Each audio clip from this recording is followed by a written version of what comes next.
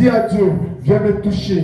Viens me toucher sincèrement. Viens toucher mon cœur sincèrement. Alors, je lis la parole de Dieu avec respect et considération. Et lorsque Moïse s'est Dieu auprès de Jéthro, Moïse va adorer Dieu sur la montagne. Moïse va adorer Dieu toujours sur la montagne, mais n'attend pas la voix de Dieu. Mais un seul jour, Moïse accepte de mettre ses pieds sur la montagne. Et pendant qu'il marchait, il a entendu la voix de Dieu. Et Dieu va lui dire, ôte tes sandales de ce lieu. Pourquoi? Parce que Moïse a trouvé la bonne terre. Amen. Et je disais ici que tu es enfant de Dieu, tu as déjà entendu des prédications, tu as déjà entendu des prophètes, des bergers, ainsi de suite. C'est pas que c'est pas les bons hommes de Dieu. Non, ce sont les vrais hommes de Dieu que tu as entendus, mais ce n'était pas ta terre. Amen. Parce que lorsque tu entends ta terre, lorsque tu rencontres ta terre, tu entends la parole de Dieu pour ta vie. Moïse avait une bonne intention lorsqu'il allait adorer Dieu. Tu as eu la bonne intention d'aller adorer Dieu dans une église quelconque. Amen. Amen. Ton intention était bonne. Mais est-ce que c'était la terre de ta destinée? Nous avons vu Moïse. Moïse qui va adorer Dieu, mais Dieu ne parle pas à Moïse. Dans un désert. Y a-t-il des gens dans le désert? Personne. Dans ton désert, où il y a la maladie, où il y a les difficultés, où tu aimerais avoir ne serait-ce qu'un mariage, je ne sais pas quel est ton problème. Mais dans ce désert, j'aimerais te dire que ma terre parlera à ta faveur. Amen. Car je sais un Dieu terrible. Je vais aller avec la parole de Jésus-Christ de Nazareth. Amen. De Luc 4, verset 17. C'est Jésus-Christ qui vient devant les Juifs et il veut prendre la parole. Et on lui remet le livre du prophète Ésaïe.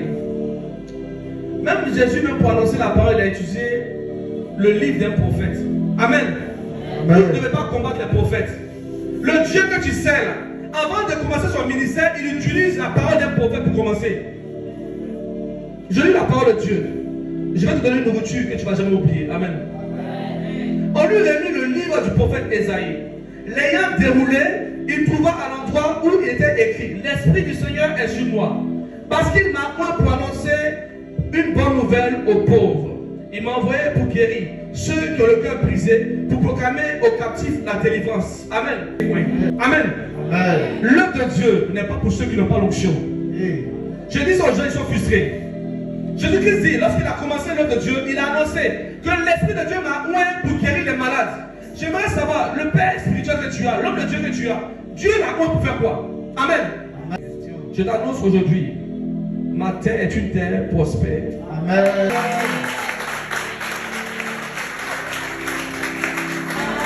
Je disais un jour que Jacob était un homme de Dieu très loin.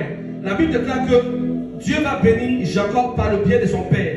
Son père, avant de bénir Jacob, va dire à Jacob: va préparer le repas que j'aime, afin que mon âme puisse te bénir. En d'autres termes, on nous enseigne ici que dans une bénédiction, il y a deux bénédictions. Il y a la parole qui est comme le vent, et il y a la bénédiction de l'âme. Un homme de Dieu peut te bénir par le vent. Un homme de Dieu aussi peut te bénir par l'âme. Amen. Amen. Alors, comment tu vas recevoir ta bénédiction aujourd'hui? Est-ce le vent ou l'âme de l'homme de Dieu? Amen. Est-ce que tu m'as bien saisi? Amen. Alors je poursuis. Dieu va bénir Jacob. Jacob va traverser avec la grâce de Dieu. Il va dans des endroits et il voit la grâce. Jacob arrive chez ses beaux-parents. Arrivé chez ses beaux-parents, automatiquement, Jacob va constater qu'il a la grâce, mais il ne bénéficie pas de sa grâce. C'est comme toi actuellement. Tu es rentré dans une relation où tu t'es rendu compte que tu portais la grâce aux gens. Tu allais dans un endroit où tu allais travailler. Quand tu es là-bas, tu apportes la prospérité, mais toi-même tu es pauvre. Écoute-moi très bien. Tu as réellement la grâce de Dieu. Ce n'est pas la malédiction. Mais il y a une chose que tu ne sais pas que je vais t'annoncer aujourd'hui. Jacob est prophète. Il a la grâce, il a la bénédiction. Toi aussi, tu as la grâce, tu es enfant de Dieu. Tu as entendu des prophéties, mais rien ne marche. Et je te pose la question: est-ce que l'homme de Dieu n'a pas menti? J'aimerais te dire que la prophétie était réelle. Amen. Mais il y avait une seule chose qui manquait à Jacob. C'est quoi, papa? C'est maintenant que je vais te dire c'est quoi. Amen. Amen. La Bible nous montre que lorsque Jacob s'apprête à quitter son beau-père, et Jacob s'apprête à entamer ce qu'on appelle une séparation. La séparation avec son beau-père, la séparation est biblique. Le divorce n'est pas biblique, mais la séparation est biblique. Dieu va te séparer de toute personne qui t'est venue dans ta vie comme un blocage maintenant. Amen. Tu vas pas dire quoi. Écoutez-moi très bien. C'est pas moi qui j'ai inventé, c'est la parole de Dieu. Jacob va se séparer d'une personne qui a son sang. Et toi tu penses que la bénédiction est reliée avec les sentiments. Ce n'est pas les sentiments. Hein. Si ta soeur, ton frère, ton ami, ta meilleure amie est un sujet de blocage, j'annonce une séparation directe. Amen. Pour de Jacob se sépare et subitement, il se rend compte que sa femme a un fétiche. Le fétiche est lié à son père. Jacob va se séparer de ce fétiche. Et bien, j'aimerais te poser une question. Aujourd'hui, le fétiche de Jacob peut être toi un péché que tu caches devant le trône de Dieu. Oh yes. Et tu te poses la question pourquoi tu n'es pas béni. Tu caches le péché devant l'homme de Dieu, mais Dieu regarde ton cœur. Oh yes. Est-ce que tu es prêt à te séparer de ce péché qui te condamne? Est-ce que tu es prêt? Je suis prêt. Dis je suis prêt au nom de Je Jésus-Christ. suis prêt au nom de Jésus. Alors, je paraphrase. Jacob se sépare du péché qui le condamnait. Lorsque Jacob se sépare du péché, il arrive à une autre étape de la bénédiction. Quelle est l'étape de la bénédiction? L'étape est la terre encore. Hey. Quelle est cette histoire de terre? Quelle histoire. Jacob a dormi dans la peur et lorsqu'il dort, il rencontre un ange. Il dit ce lieu est un lieu terrible. Pourquoi? Parce qu'il a dormi dans le lieu où Abraham avait bâti un hôtel. Hey. Dis, j'ai rencontré ma terre aujourd'hui. J'ai rencontré ma terre aujourd'hui. Alors cela veut dire que tu peux être homme de Dieu, tu peux être enfant de Dieu, et puis ne pas connaître ta terre de bénédiction. Oh yes. Ce n'est pas une histoire de prophétie. Voilà pourquoi il faut faire une très bonne prière dans la présence de Dieu. Amen. Amen. Fais une bonne prière dans la présence de Dieu. Amen. Et j'aimerais te dire une seule chose aujourd'hui. C'est vrai, tu ne sais pas qui je suis pour toi, mais j'aimerais te dire qui je suis pour toi selon la parole de Dieu. Amen. La Bible va nous montrer, la Bible va proclamer une seule chose, dans la personne de Moïse. Et Dieu dit à Moïse, écoute-moi très bien, je vais t'envoyer pour aller briser l'orgueil de Pharaon. Hey. Pharaon dit, il est Dieu. Amen. Amen. Moïse va dire une chose à Dieu que moi je ne sais pas parler. Moi je n'ai pas la parole facile. Et Dieu va dire à Moïse, écoute-moi très bien. L'onction ne répond pas sur les bons discours. Amen. Amen. Je ne suis pas peut-être un bon orateur, comme les gens que vous voyez sur Facebook. Hey. Les gens qui prêchent et vous sautez, mais il n'y a pas de miracle derrière. Hey. Mais j'aimerais t'assurer d'une seule chose, j'ai reçu l'onction de Dieu. Amen. Attends, la main me dérange. Écoute-moi très bien. Dieu dit, je vais mettre Aaron comme prophète, mais toi, comme Pharaon dit, il est Dieu. Comme les auteurs de ta famille disent qu'ils sont les vrais dieux. L'homme de Dieu que tu vois était Dieu devant l'autel de ta famille. Amen. Aujourd'hui, ça sera autel contre autel. Et Dieu contre Dieu. Précision de taille. Je suis Dieu devant tes ennemis. Amen. Alors, Moïse arrive devant les autels, devant la franc-maçonnerie, comme un Dieu, pas comme un prophète. Oh yes. Il y a des options où tu deviens Dieu. Voilà pourquoi lorsque Dieu parle à Moïse, il dit, étends le peuple qui est là, et je vais prendre ton esprit et mettre sur le peuple. Il ne dit pas qu'il va mettre son esprit, il va mettre l'esprit de Moïse sur le peuple. Parce qu'il y a une dimension de l'onction où tu deviens toi-même esprit. Tu opères comme un esprit. Tu opères comme un ange de Dieu. Est-ce que je peux avancer? Avance, Il y a papa. un mystère dans la Bible, dans le livre d'Apocalypse, où Dieu dit, selon le cri de l'archange, quand l'ange va crier, quand l'archange va sonner la trompette. Mais la vérité, ce que vous ne savez pas, c'est que nous sommes des anges dans une église opérant selon la parole de Dieu, dans un véhicule, dans un corps. Enseigne-nous, prophète. Et quand nous parlons de la parole de Dieu, tous sont choqués.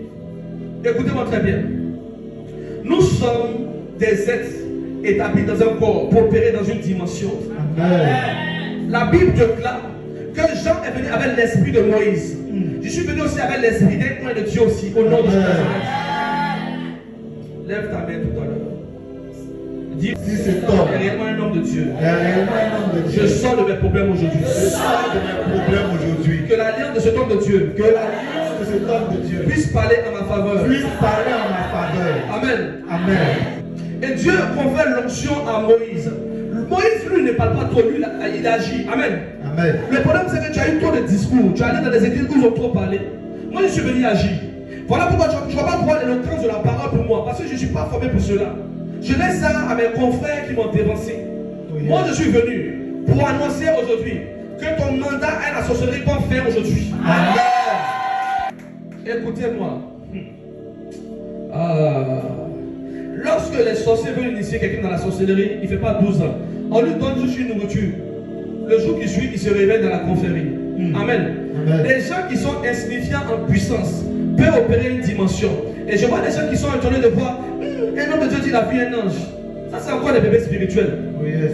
Voir un ange doit être même le niveau préliminaire d'un homme spirituel. Amen. Yes. Parce que tu ne dois pas voir un ange, mais tu dois entendre entendre la voix de Dieu. Amen. Yes. Est-ce que je parle à quelqu'un? Amen. Choqué parce que nous voyons les anges. Pourtant, la Bible déclare dans le livre des Hébreux que les anges sont au service de ceux qui doivent hériter du royaume de Dieu. Hey! Dis, mon ange me parlera. Mon ange me parlera. Selon la parole de Dieu, on dit un ange est au service de celui qui doit hériter du royaume céleste. Amen. Amen. Donc si un ange est au service de toi, puisque Dieu dit dans sa parole que les enfants de Dieu ont un ange auprès d'eux lorsqu'ils sont enfants. Hey. Le frère, homme de Dieu, tu étais enfant, tu avais un ange de Dieu, mais actuellement tu as veillé où ton ange? Je t'annonce qu'il y a 3 anges autour de toi. Amen. Tu vas te lever. Je vais t'emmener dans une autre dimension aujourd'hui. Je vais t'emmener dans une autre dimension aujourd'hui. Cette nation, le corps de Christ a besoin des thaumaturges, des hommes de Dieu surnaturels.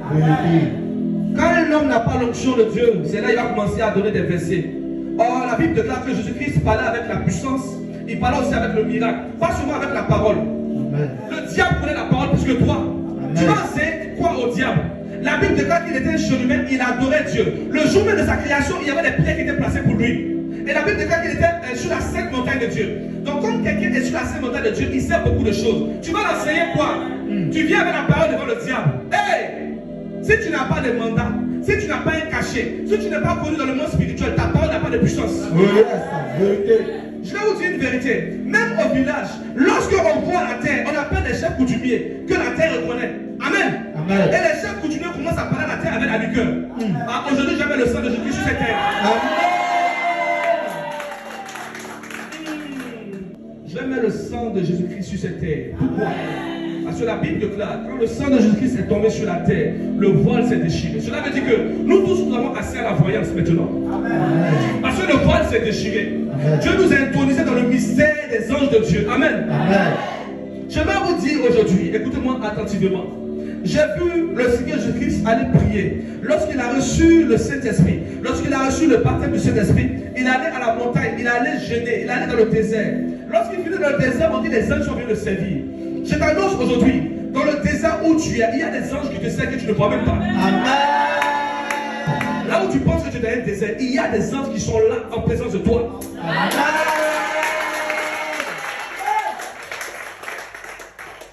Aujourd'hui, lorsqu'on va quitter aujourd'hui à ce programme de prière, tu vas entendre des décès.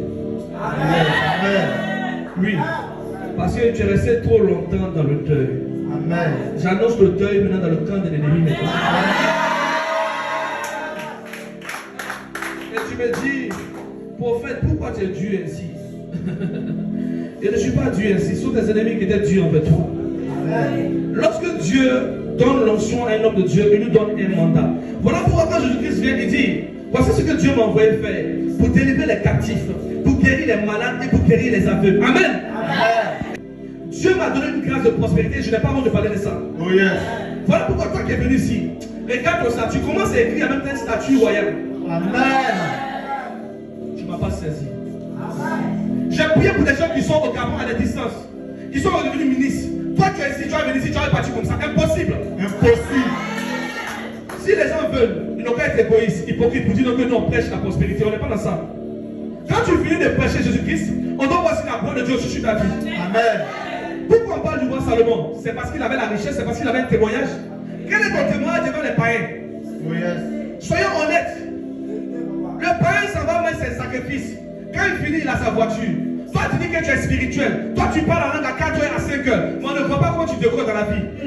Tu penses que le monde spirituel marche avec souvent que les paroles? Non, c'est la puissance. Aujourd'hui, je vais te connecter à l'autel de mon Dieu. De ton frère, de ta soeur, tu vas passer à côté. Amen. Amen. Avant-hier, un homme est venu dans le live.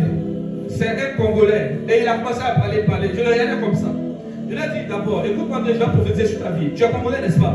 Parce qu'il ne m'a pas dit qu'il est Congolais. Mais l'Esprit de Dieu me convainc qu'il est Congolais. Et je lui dis qu'il est Congolais, je lui parle de sa vie, je lui parle de ses beaux-parents. C'est maintenant qu'il commence à pleurer. Il dit, mais pourquoi tu pleures? On ne peut pas commencer. Quel est cet homme de Dieu qui est capable de voir tes difficultés et qui t'annonce seulement le miracle?